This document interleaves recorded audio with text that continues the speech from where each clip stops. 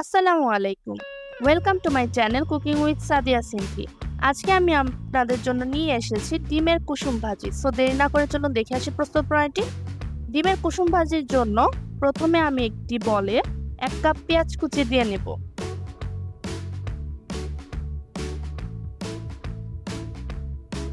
এখন এখানে দিয়ে দিব একটি মাঝারি সাইজের থেকেও ছোট আলু কুচি।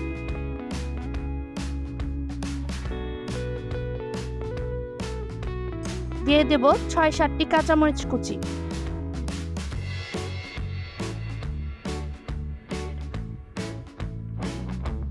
দিয়ে দেব 1 চা চামচ করে হলুদ, মরিচ ও ধনিয়ার গুঁড়ো।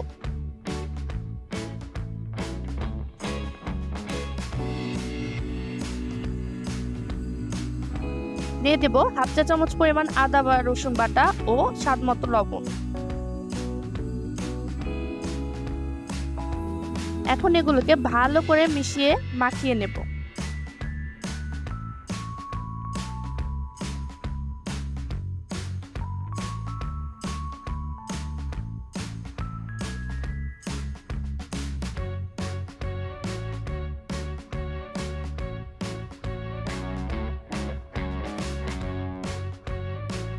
মাখানো হয়ে গেলে এখন একটি কড়াইতে দিয়ে দেব 1/2 কাপ পরিমাণ রান্না করা সয়াবিন তেল।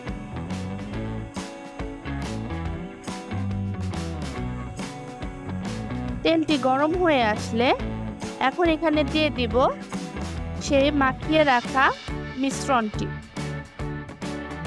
মিশ্রণটি দিয়ে 2 মিনিট নেড়ে চেড়ে ভালো করে স্প্রেড করে দিয়ে তাতে দিয়ে দেব 3টি ডিম।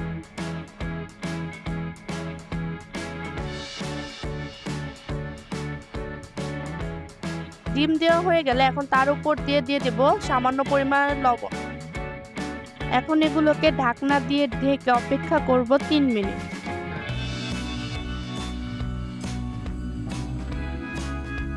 3 মিনিট পর ঢাকনাটি খুলে আশেপাশে যত পেঁয়াজ আছে তা উপরে দিয়ে কভার করে নেব।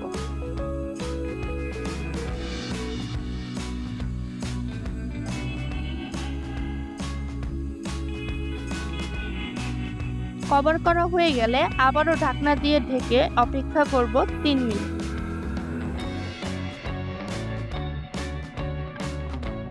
3 মিনিট পর ঢাকনাটি খুলে এটিকে সাবধানে 2টি চামচের সাহায্যে উল্টে নেব।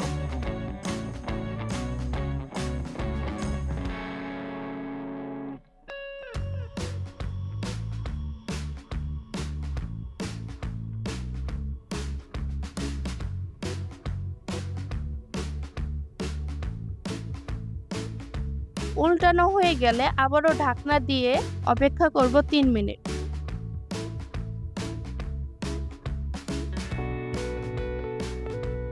3 মিনিট পর এটিকে একটি পাত্রে পরিবেশন করলেই ব্যাস তৈরি হয়ে গেল আমাদের মজাদার ডিমের কুসুম ভাজি। আমি এটিকে একটি পিৎজা কাটারের সাহায্যে টুকরো করে নিচ্ছি।